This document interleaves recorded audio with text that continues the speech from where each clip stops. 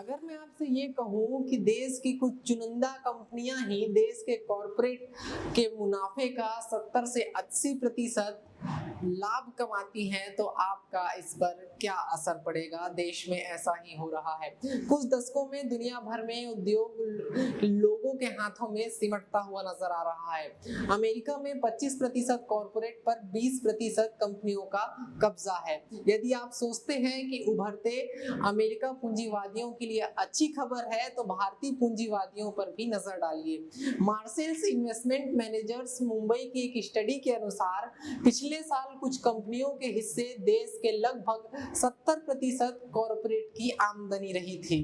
यह 30 वर्ष में पहले 4% से ज्यादा अधिक हो चुका है। नमस्ते, मेरा नाम आदित्य है। द रूरल प्रेस .in देख रहे हैं आप।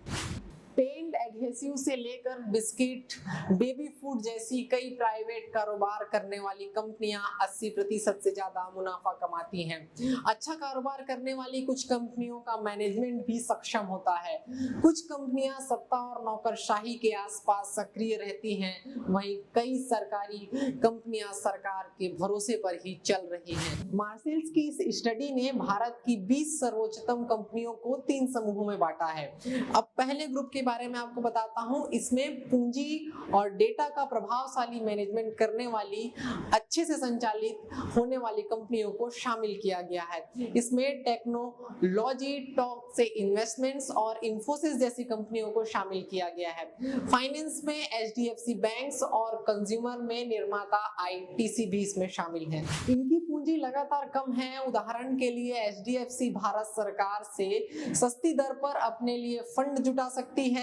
उनके कर्ज का स्तर भी कम है। भारतीय कंपनियां कर्ज पर 9.25 औसत ब्याज देती हैं। यह अमेरिका फर्म से 3 गुना कम है।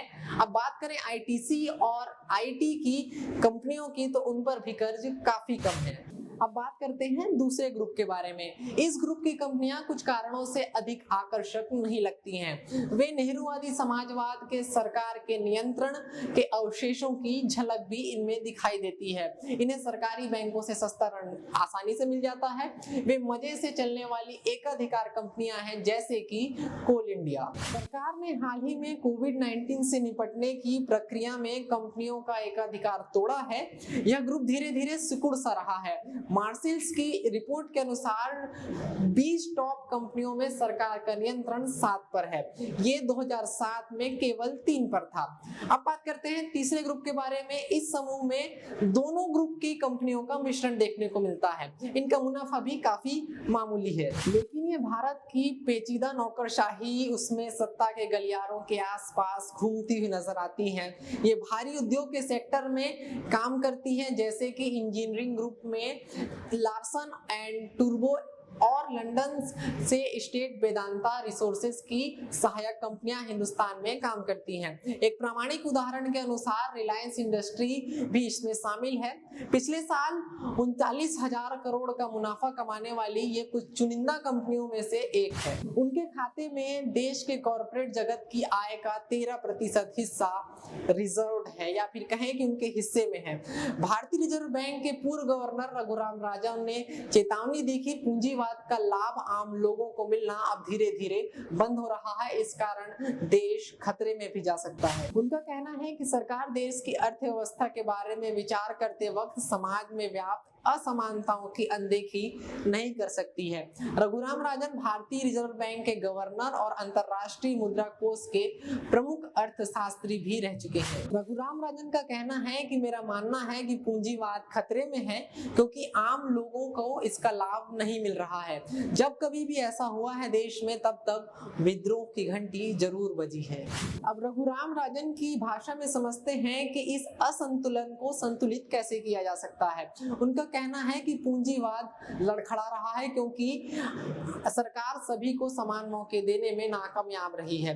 उन्होंने कहा कि सभी को पूंजीवाद में समान मौका दिया जाना चाहिए। ये सच है कि जो लोग इसका खामियाजा भुगत रहे हैं, उनकी संख्या बेहद खराब होती जा रही है। जब उत्पादन में सभी साधनों का समाजीकरण कर देते हैं, तो अधिनायकवाद का उदय होता है। आपको संतुलन चाहिए, जिसमें आप चुनाव के करने के मौके मिले, आप आपको अधिक मौके कैसे मिलेंगे इसके बारे में सोचना होगा। वैश्विक अर्थव्यवस्था की स्थिति के बारे में बात करते हुए राजन व्यापार पर करने के लिए, व्यापार अधिक से अधिक करने के लिए वस्तुओं पर लगाए जाने वाले आयात करों पर भी इशारा कर रहे हैं।